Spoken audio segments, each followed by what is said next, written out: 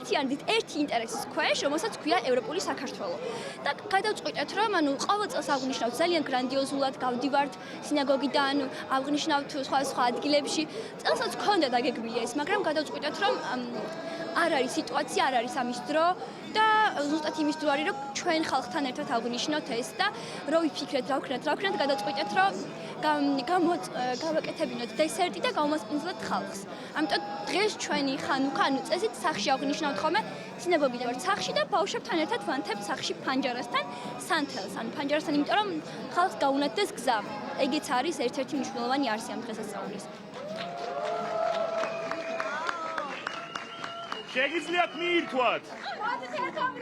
რუსმა ებრაელებმა შემოიტანეს ეს ტრადიცია და თურმე ქართველმა ებრაელებმა აღმოაჩინეს, რომ თურმე ესეთი ტრადიცია არსებობს, ესეთი ისტორიული ფაქტი და მე-19 საუკუნიდან ქართველები აღნიშნავენ სანთლისანთებით, ხანუკას დღესასწაული განსაკუთრებით უყვართ ბავშვებს, ბავშვები თამაშობენ და მოკლედ ესეთი ძალიან ესეთი ისტორიული, უფრო ისტორიული არის ვიდრე რელიგიური. თუმცა რა თქმა უნდა, ყველა ებრაული ტრადიცია არის მაინც გადაჯაჭვული რელიგიასთან და რა თქმა უნდა რელიგიურადაც სინაგოგებში იკითხება ლოცვები.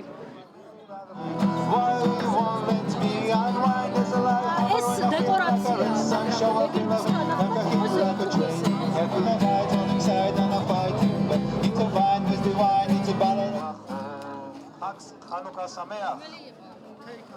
კი გქონდა სამწუხაროდ სხვანაირი წარსული, მაგრამ ეს არ იყო ჩვენი სურვილი და ეხლა აი ჩემი აზრით ყველაზე ისეთი ხელსაყრელი მომენტი დადგა, როდესაც მოვიხსნათ ბოლოს რუსული უღელი და დავიბრუნოთ ჩვენი სამართლიანი ადგილი, რომელიც არის ევროპაში.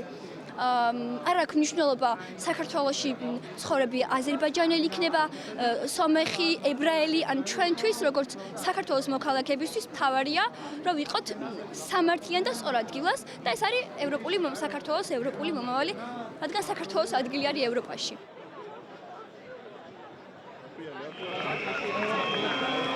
დღეს ყველანი ვინც ვდგავართ რუსთაველის გამზირზე, ვინც ვიდექით და ვინც ვაპირებთ დადგომას, ვაპროტესტებთ ერთგვარად ჩამოყალიბებულ სიგნალეს, რომელიც ფარდას, რომელიც ჩამოგვაფარა ჩვენმა მმართველმა არალეგიტიმურმა მთავრობამ და შესაბამისად ჩვენ ვხედავთ სინათლეს, ეს არის ჩვენი გზა ევროკავშირში, რომელიც საბოლოო ჯამში დაამარცხებს იმ ძველ სტერეოტიპებს, იმ ძველ ცხოვრების სტილს, რომელიც საუკუნეების განმავლობაში ჩაჯდა ჩვენი ჩრდილოელი მეზობელი საკმაოდ ძლიერი ზეგავლენით და ის გაანათებს ჩვენს გზას უფრო ნათელი მომავლისკენ.